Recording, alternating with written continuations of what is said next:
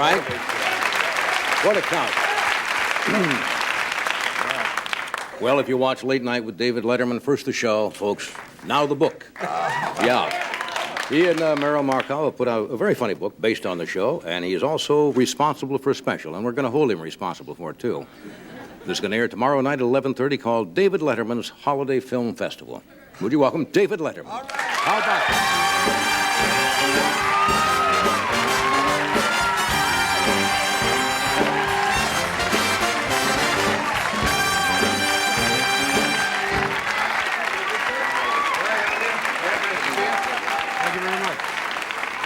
It's a magic night for America. Isn't it, though?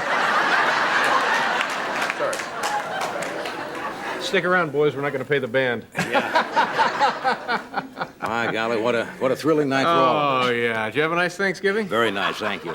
Yeah, how about you? I'm stuffed. You know, it's tradition at our house. Every year we have the roast swan. It's great. I love to see the kids fight over the neck. It's fun. Now, I thank you for coming out. Thank you very much for having me. Well, Thanks for making room for me. Certainly our appreciate pleasure. it. Good to see you, Dave. Thanks. Nice to see you Take care. too, Chevy. Thank you. You got a run? Now, you mentioned the book. Yes, and, I did. Let's don't beat it to death. Let me see the book. Yeah, well, no. I was... Originally, this is going to turn out to be a really nice thing. Ooh, by the way, Where's the can you see gatefold? this? Take a look at all that color. Ooh. This actually, Johnny, should be on your coffee table. I see. It's that quality. You know what they did?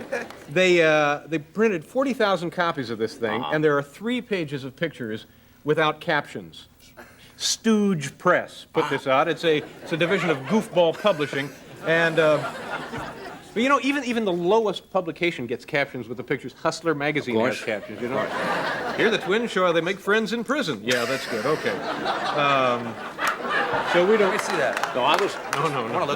No, I was looking at that book this afternoon, and it's very amusing. Well, that's some funny stuff, but I just don't want to talk about it. Anyway, they screwed up the first 40,000, and they got a deal. If you go in, if you've already bought the book, which seems unlikely, they get some kind of a deal. You can you get a rebate. I don't know, or somebody will come to your home and read it to you. I don't know. Is this an expensive tome if I wish to purchase this? Oh, it's like $8, $9. I don't know. We like to think of it as another tale of two cities, Johnny. Ah, good. But I don't want to talk about the book. I've seen into the future of transportation. I've peeked into the 21st century. Oh? That's right. I came out here 2 nights ago through the aviation miracle of the Airbus. That's right, the Airbus. Now, this is a delightful airplane. It was designed and built by the French and the Germans. Yes. And I think we all know what a loving, cooperative relationship those people have had. It's called the Airbus, 1, because it in fact looks like a bus. Yes. 2, it for sure smells like a bus. Now, here's the difference. The Airbus is not quite as fast as a real bus. Now, what... Does it have the strap handles, too? That kind of stuff, absolutely. Ralph Cramden is flying this thing, you know. Is this a cheapy... Oh, geez, it's cheapy unbelievable. flight? But it's so slow. Like, if you fly out on a regular plane, 747, New York to L.A., what, are we talking about, 5.5? If you're late, maybe 5:45. Even 6 hours. The Airbus from New York to L.A., 6 hours and 45 minutes. Gee. Unbelievable. I mean, Johnny, the whole trip, we were like this. Woo! What's the fuel? Just air? I don't know what it gets, but the motto, of course, of the Airbus is jet lag's not a problem if you don't get there. So... The wings. You gotta look out, and the wings are flapping. Yeah, that kind of deal. Yeah. Now, you're saying to yourselves, geez, Dave, this is fascinating, but who would fly the Airbus? Yeah.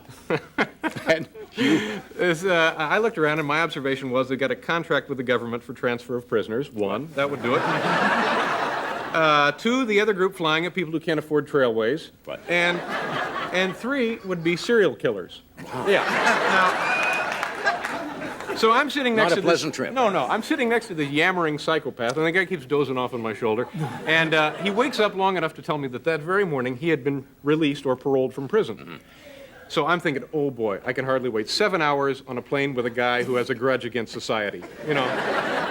So now it's dinner time, and they bring around the Airbus snack, and it's sealed in a container like this. It's absolutely sealed, and you think, well, this would be nice, like a day in the country, a little picnic. You pry it open with a fire axe, and inside, honest to God, they got like vanilla wafers and a container of hot mustard. Nice. Yeah. Because after all, it is the holidays. That's right. So now, so in the middle of this is some sort of unidentifiable protein mass. Now, if this had been a fishing trip, you'd call the captain and say, "Oh, I'm sorry, somebody put the chum in here with my lunch." But Not a pleasant trip. no, I'm not done yet. Oh, I see. You want to give me a nod when you are? So Oh, okay, yeah. I feel like George Burns here. So the plane was designed for people who don't fly much. Right. In fact, for people who don't even know where the airport is. But anyway, so they keep flashing this sign, lavatories occupied. Mm-hmm. And you know, that's their way of saying, all right, we know the food is darn near inedible, but see, apparently it can be digested. So,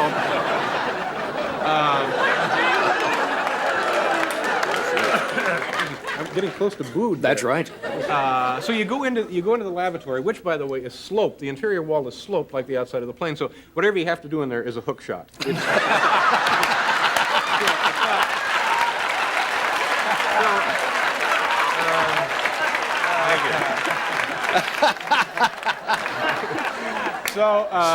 It's, you bring back the lid on the toilet there, and there's a sign that says, "Do not place metal or glass objects in the toilet." Yeah.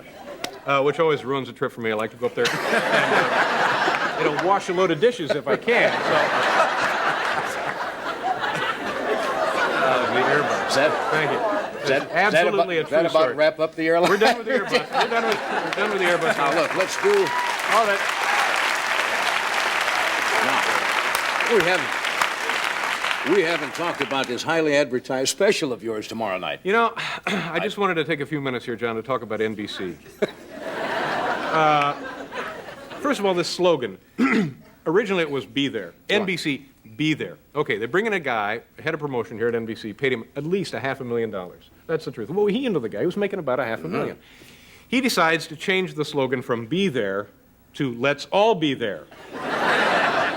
Because, you know, he's thinking maybe there's some people in Montana who are saying to themselves when they see this promotion come on NBC, they're saying, geez, I'd like to watch, but are we included?